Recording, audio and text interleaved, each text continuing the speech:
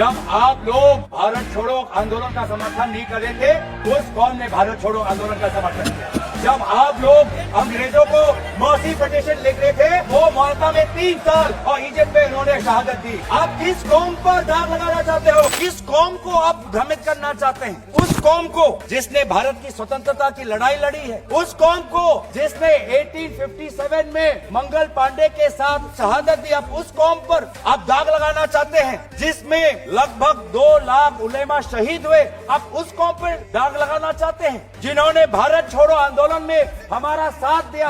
आप उस कौम पर आप दाग लगाना चाहते हैं 6 अप्रैल 1930 में दांडी मार्च का सपोर्ट किया। आप उस कौम पर आप दाग लगाना चाहते हैं जिन्होंने 1926 में ब्रिटिश के डिवाइड एंड रूल को खंडन किया। आप उस कौम पर दाग लगाना चाहते हैं। मौलाना हुसैन अहमद मदानी ने 1924 में कंप्लीट इंडिपेंडेंस की मांग की।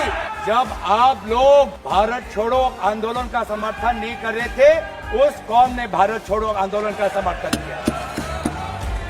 जब आप लोग अंग्रेजों को मर्सी पिटीशन लिख रहे थे, वो माल्टा में 3 साल और इजिप्ट में उन्होंने शहादत दी।